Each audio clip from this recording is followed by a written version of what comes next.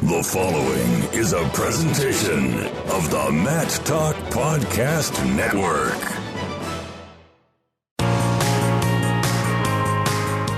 It's time to go on the mat, a presentation of the National Wrestling Hall of Fame Dan Gable Museum. It's brought to you by Rolling Ford in Shell Rock. Welcome to On the Mat. I am Kyle Klingman of the National Wrestling Hall of Fame Dan Gable Museum. Shortened show today. Stick around for the Minnesota Twins game right after On the Mat. We don't have Doug, but we have a great guest in studio, and he's going to be in Cedar Falls, Iowa, we hope, for a long time. Andy Hamilton, formerly of the Des Moines Register and the Press-Citizen. You know his work from a variety of ways. ESPN was named National Wrestling Writer of the Year multiple times. He now lives in Cedar Falls. I'm excited for you to explain what you're doing with Track Wrestling, so I'm going to give you an opportunity to just talk about what you're going to do with a really great website, a great organization with Track Wrestling. They're doing some groundbreaking stuff for the sport of wrestling. You get to be a part of that. Yeah, it's really exciting times to get in on the ground floor, really, of where this thing is going. Obviously Track Wrestling's been a great results hub. A site that I don't even know how many times a week that I would go to when I was in my past jobs at the Press-Citizen and in the Des Moines Register to look at brackets and results and statistics. But now Track Wrestling has been purchased by a company up in Minneapolis called Sports Engine, which was purchased recently by NBC Sports. And, the entire company is making an investment into wrestling and creating a media platform for Track Wrestling, so it won't just be results and brackets and stats. It'll be all of that stuff plus stories, interviews, a whole lot more. So it's going to be really exciting to see where this goes and kind of lead that operation on the media arm side of things. You won't be working for the Gable Museum, but you're going to be working out of the Dan Gable Museum, which I think is a great addition to what we're trying to do organizationally. Are you excited to be around such a great area, Waterloo, Cedar Falls? I call it the wrestling capital of the world. That has to excite you as far as going forward. Yeah, on so many levels. I mean, this area, you start at the high school level and what Gable and Company did at Waterloo West, and there's such great history there. And, you look at Waverly, Shell Rock, Denver, Tripola, Union, LaPorte City, all those programs, and the state titles that they've won. Just Don Bosco, how could I, not include them in that? So such great wrestling history and passion for the sport in this area, and then Eastern Iowa and the college side of things. This is where Kyvan Gadsden grew up, and so you got some Cyclone flavor here. The Panthers clearly, and lots of Hawkeye fans in this area. So certainly no shortage of wrestling fans in this area, and I think that's really exciting. Being in the Gable Museum is such a positive for me on so many levels. The ideas that I'm going to pick up from working in the same building as Kyle. The chance to be around wrestling, talk wrestling, and also you never know when the random NCAA champion's going to float through. So that's going to be a lot of fun. In studio with Andy Hamilton, now of Track Wrestling. I want to go way back to high school. I think this is just interesting when we talk about how you got to this point in writing. If I remember right, you wrote a story in high school, and one of your teachers picked up on it, and that really kind of put you on that path.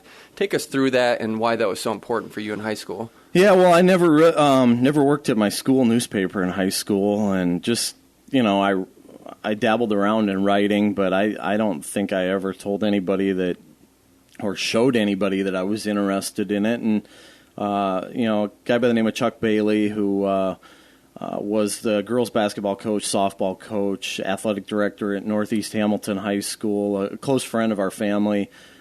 For a PE class, one of the projects that was required, I think, for the final was to write something sports related and put it down on paper.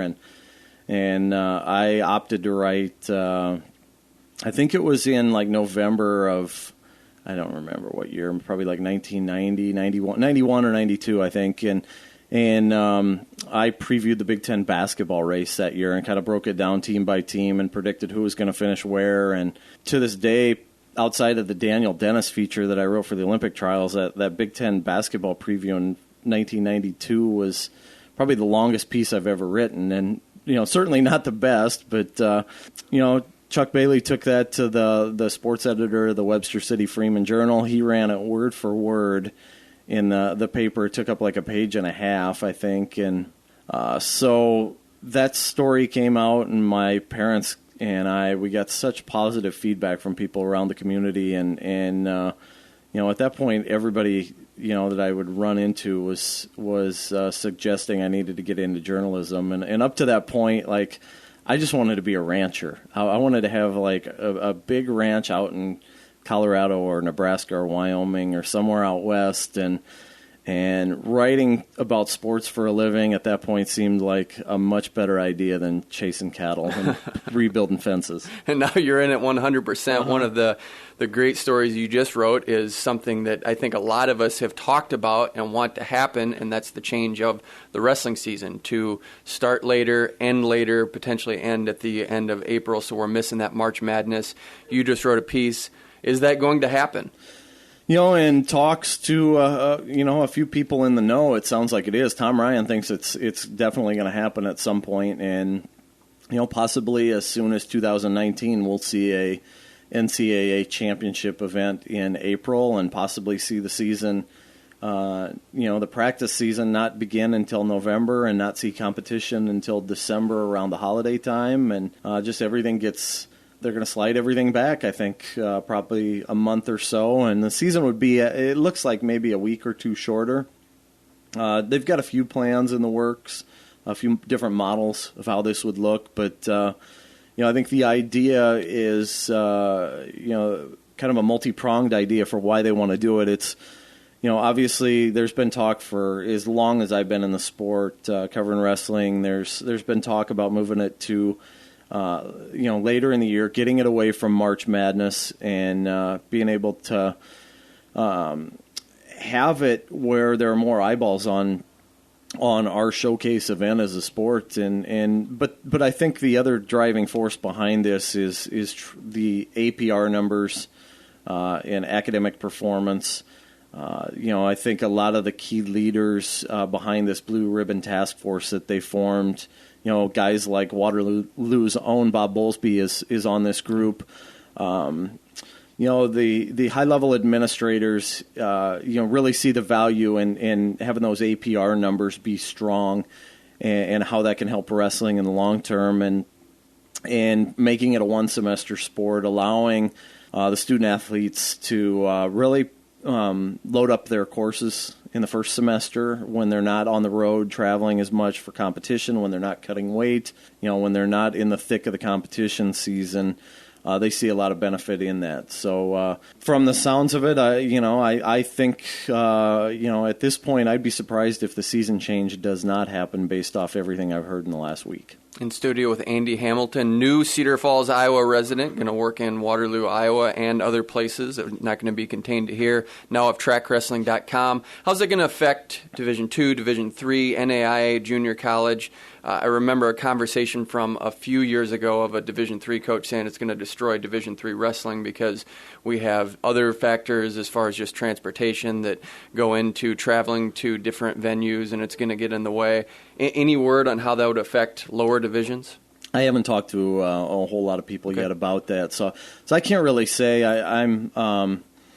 I'm intrigued to see what they have to say about it. I'm interested to hear what their thoughts are on it and the challenges that they would be faced with. And I do know that when you talk about the people that are on this Blue Ribbon Task Force, there are a ton of people that are really good at problem solving and really extremely bright people on that task force. And I think that if they follow through on this, it's going to be vetted to the nth degree, and they're going to find a way to deal with the potential pitfalls with it. Again, in studio with Andy Hamilton as we look forward to collegiate wrestling, what's going to happen with the entire product. What do you think the red flags are going to be if we change season? Do you think most people are on board with this, or do you think there's going to be some people that are traditionalists and say, I'd never want it to change?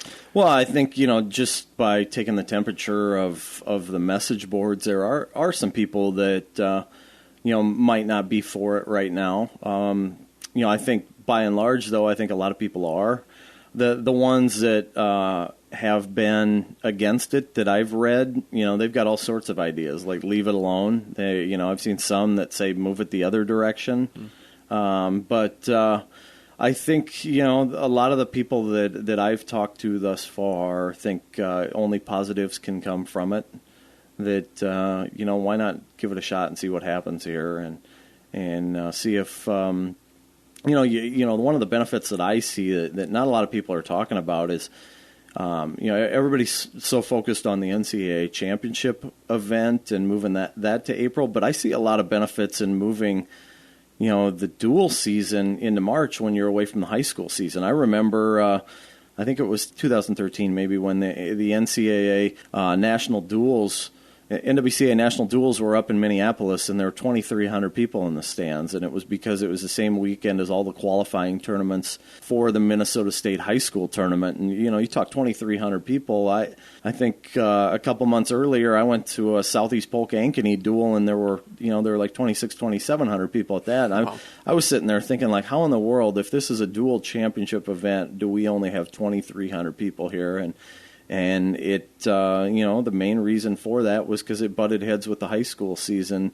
And I just think of how many Friday night, Saturday, Sunday duels, the attendance gets suppressed because it's not wrestling against basketball, it's wrestling against high school wrestling in terms of battling for that customer. And you can't be at two places at once. And I think about the potential spike in attendance we could see in March just because wrestling's no longer going up against wrestling.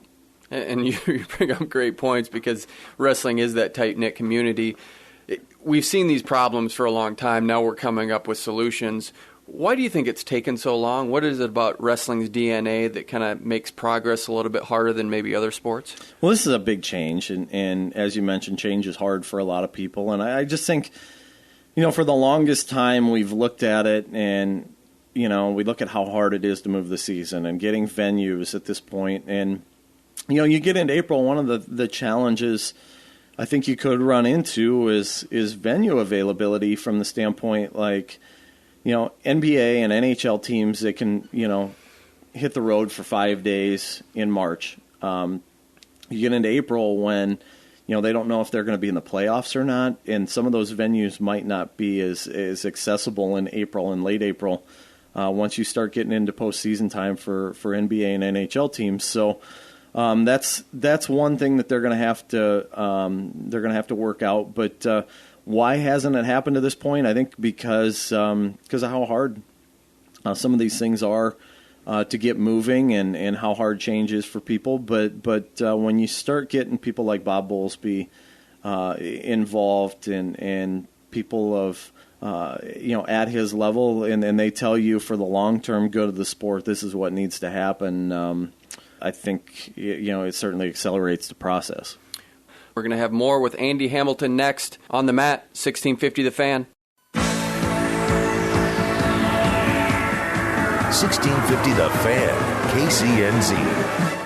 We are back on the mat, 1650 The Fan. I'm Kyle Klingman of the National Wrestling Hall of Fame Dan Gable Museum, in studio with Andy Hamilton, now of Trackwrestling.com. You remember him from the Des Moines Register and the Iowa City Press-Citizen, along with other articles that you may have read on ESPN and other outlets. It's fun to have you in studio. We talked about the NCAA season change. Now let's focus on what's right in front of us. That's the 2016 Olympic Games in Rio. I didn't know this until you told me this. We have two weight classes side by side. You have Frank Molinaro and Jordan Burroughs. I didn't realize they wrestled in the state championship finals their junior year, with Frank Molinaro coming out on top.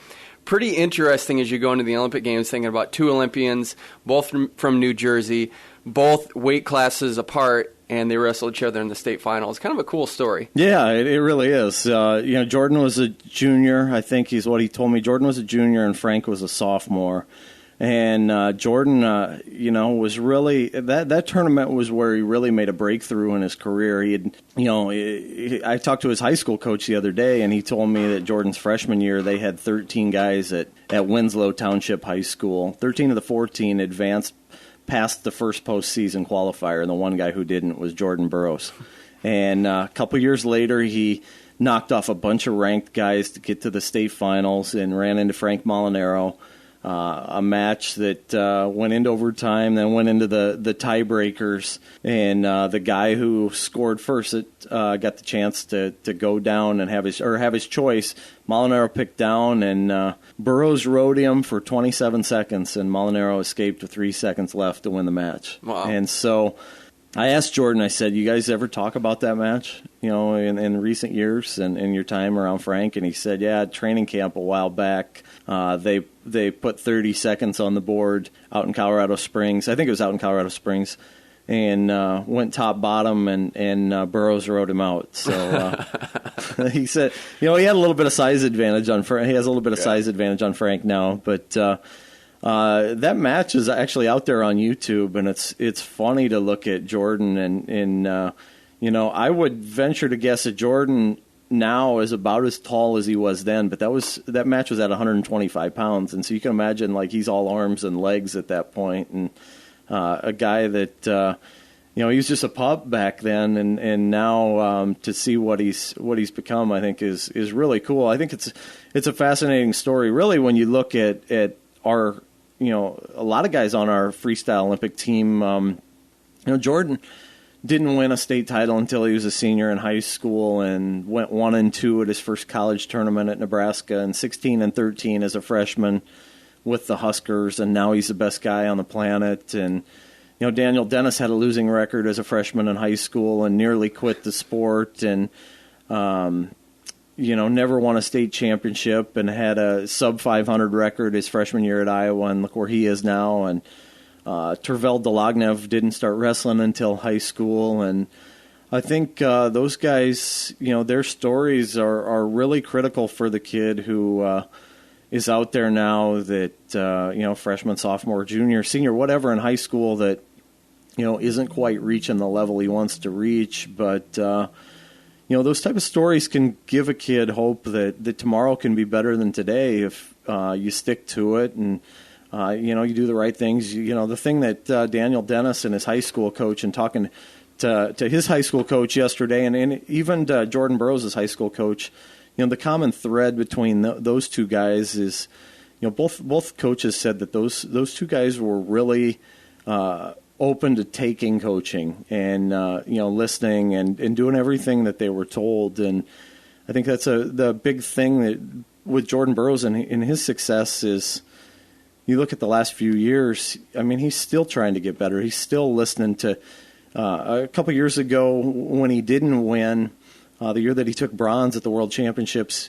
The next year he wanted to work on parterre defense, and so he went out to Colorado Springs and worked with the Greco guys on parterre defense and spent a lot of time with them. And, you might remember the following year at the World Team Trials, Dake had a gut wrench locked up on him in the middle of the mat, and Dake's about as good as there is in the country on top, and he couldn't turn him. And so I think that's one of the really cool things about Jordan Burroughs and the success that he's had. He's always looking for that next thing to make him a better wrestler. In studio with Andy Hamilton of Trackwrestling.com. You went through the storylines of the 6 freestyle Olympians. And I want to focus on Frank Molinaro because I had forgotten this until you mentioned it a couple days ago, that Frank Molinaro got humiliated at Carver Hawkeye Arena by Brent Metcalf, got pinned. And you think about Kyle Dake destroyed him in the finals in the NCAA tournament a few years prior. It's amazing to think how it turns out. David Taylor was the star of the team. David Taylor has not made a World or Olympic team. Kyle Dake has not made a World or Olympic team, yet Frank Molinaro has. Pretty amazing to think about how that all turns out when you think about a certain sect of time, and you talked about there's better things to come. Frank Molinaro is an example of that. Yeah, for sure. And in fairness to Dake and Taylor, they've been stuck behind Burroughs. And, it's true. One of the best wrestlers in American history. But it's still amazing. You're right. It's a testament to sticking with it. And, Molinaro had hung it up for several months. I think he was out of it for maybe a year or close to, and I remember him telling the story at the Olympic trials that he was out walking his dog out in New Jersey, and with his wife, and I don't know what it was about that dog walk, but something along there. He said, just thinking about life and in his career kind of clicked with him. Like, look, I'm 27 years old or whatever. I think he said he was 27 and healthy. And how many more or how many guys are in this position to maybe make a world or Olympic team? And he was healthy and thought, let's go back and give this another run. And he's had a fabulous year. I mean, some of the guys that he's beaten just in the trials. I mean, he was the 9 seed in the trials, and took out Metcalf and Stieber and Pico, and man, what a weight class that was. And for Molinaro to not just win it, but then go to the Olympic qualifier and get the weight class qualified. He's wrestled really well at really since April at the trials. How many kids do you think are getting haircuts like Frank Molinaro? Boy, I can't imagine many would want to, but when you make an Olympic team, I guess everybody wants to be like you, right? That's true. So, yeah. Kind of like Schwab there. I think he had the beard for a while at Iowa, and I remember a lot of kids wanted to kind of emulate that. You see Iowa guys doing something, and you kind of want to copy a little bit. Well, the year that Borschel and Dennis grew those nasty mustaches, that kind of became a fad, right? I mean, Mike Evans, and that's true. And you see it all over the place in high school wrestling now. Yeah, I mean, Sammy Brooks bringing back the mullet. Do you think kids are getting on board with that? Yeah, I mean that went viral, right? Yeah, it did. I mean, it was fluffed and feathered. Yeah. We're in studio with Andy Hamilton of Trackwrestling.com. Rio Olympics, it's a fun time. This is what you culminate for. This is the Olympic Games. We were on the chopping block there for a while, but there's some concern in Rio right now. Do you think these concerns are justified? I don't know. I think the product is in such a better place than it was. Obviously, what we went through as a sport in 2013 is well documented, but I think I never would have said this in prior to 2013, but when the rules got changed and went back to cumulative scoring, and I enjoy watching freestyle more than anything else right now. I mean, I just think it's so much more fast-paced and action-packed, and you just see things that you don't see in folk-style wrestling. I mean, you get down 7-8-0 in folk-style match, and it's pretty much over at that point. But, I don't know how many times we see, Pico. I mean, I mentioned his name just a minute ago.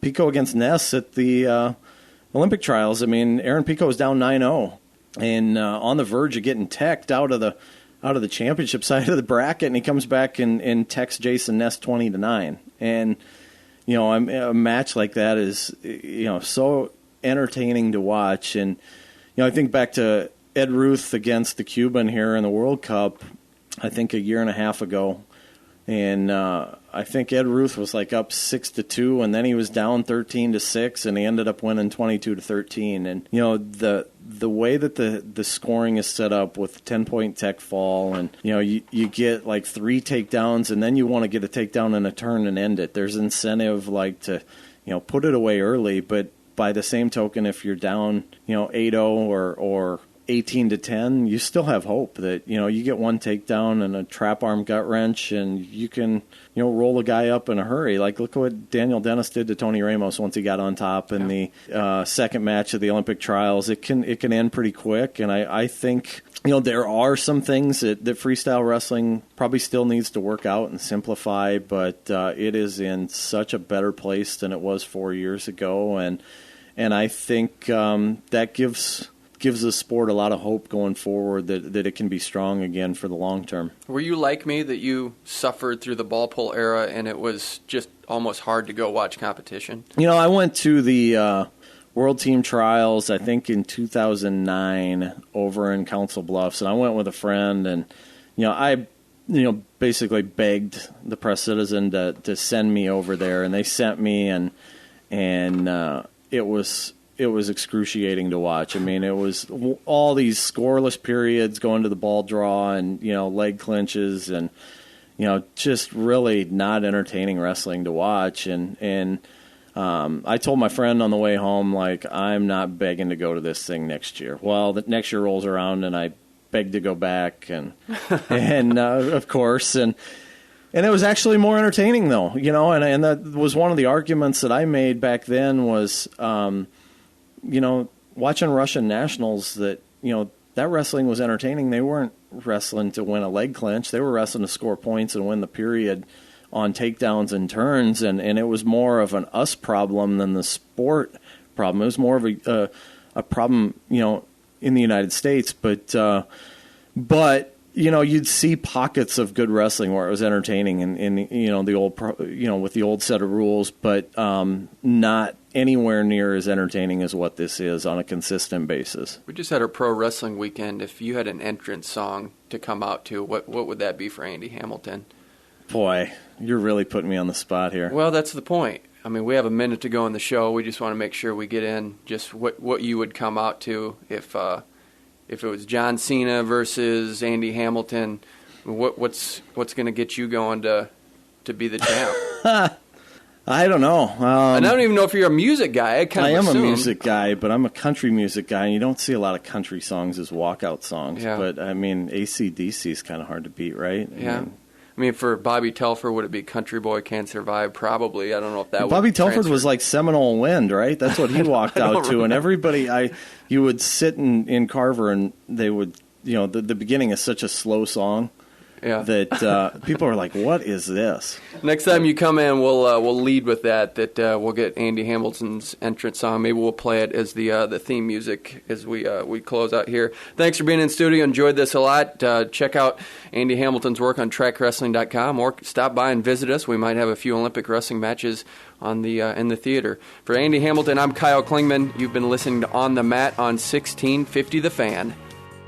You've been listening to On the Mat, a presentation of the National Wrestling Hall of Fame Dan Gable Museum, and brought to you by Rolling Ford in Shell Rock on 1650 The Fan, KCNZ. This show is part of the Mat Talk Podcast Network. For more wrestling podcasts, head over to MatTalkOnline.com.